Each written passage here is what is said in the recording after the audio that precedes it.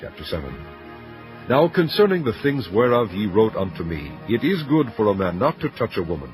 Nevertheless, to avoid fornication, let every man have his own wife, and let every woman have her own husband. Let the husband render unto the wife due benevolence, and likewise also the wife unto the husband. The wife hath not power of her own body, but the husband, and likewise also the husband hath not power of his own body, but the wife.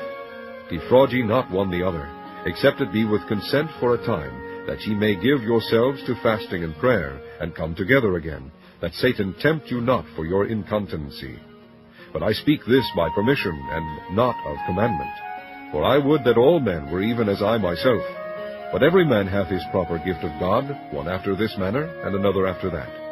I say therefore to the unmarried and widows, it is good for them if they abide even as I. But if they cannot contain, let them marry, for it is better to marry than to burn. And unto the married I command, yet not I, but the Lord, let not the wife depart from her husband. But, and if she depart, let her remain unmarried, or be reconciled to her husband, and let not the husband put away his wife. But to the rest speak I, not the Lord, if any brother hath a wife that believeth not, and she be pleased to dwell with him, let him not put her away. And the woman which hath an husband that believeth not, and if he be pleased to dwell with her, let her not leave him. For the unbelieving husband is sanctified by the wife, and the unbelieving wife is sanctified by the husband, else were your children unclean, but now are they holy. But if the unbelieving depart, let him depart. A brother or a sister is not under bondage in such cases, but God hath called us to peace. For what knowest thou, O wife, whether thou shalt save thy husband? Or how knowest thou, O man, whether thou shalt save thy wife? But as God hath distributed to every man, as the Lord hath called every one, so let him walk. And so ordain I in all churches. Is any man called being circumcised? Let him not become uncircumcised. Is any called in uncircumcision? Let him not be circumcised. Circumcision is nothing, and uncircumcision is nothing, but the keeping of the commandments of God. Let every man abide in the same calling wherein he was called. Art thou called being a servant?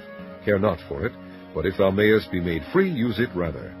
For he that is called in the Lord, being a servant, is the Lord's free man. Likewise also he that is called, being free, is Christ's servant. Ye are bought with a price.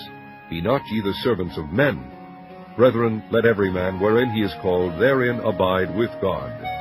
Now concerning virgins I have no commandment of the Lord, yet I give my judgment, as one that hath obtained mercy of the Lord, to be faithful.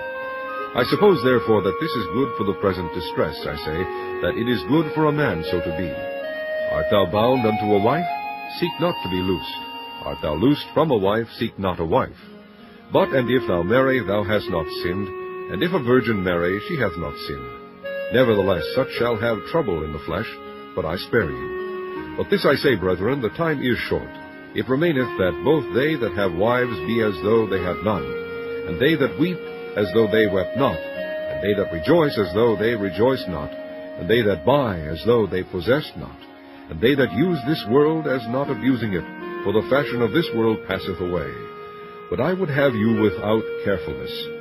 He that is unmarried careth for the things that belong to the Lord, how he may please the Lord. But he that is married careth for the things that are of the world, how he may please his wife. There is difference also between a wife and a virgin. The unmarried woman careth for the things of the Lord, that she may be holy both in body and in spirit. But she that is married careth for the things of the world, how she may please her husband. And this I speak for your own profit, not that I may cast a snare upon you, but for that which is comely, and that ye may attend upon the Lord without distraction. But if a man think that he behaveth himself uncomely toward his virgin, if she pass the flower of her age, and need so require, let him do what he will, he sinneth not. Let them marry. Nevertheless, he that standeth steadfast in his heart, having no necessity, but hath power over his own will, and hath so decreed in his heart that he will keep his virgin, doeth well. So then, he that giveth her in marriage doeth well, but he that giveth her not in marriage doeth better. The wife is bound by the law as long as her husband liveth, but if her husband be dead, she is at liberty to be married to whom she will, only in the Lord. But she is happier if she so abide, after my judgment, and I think also that I have the Spirit of God.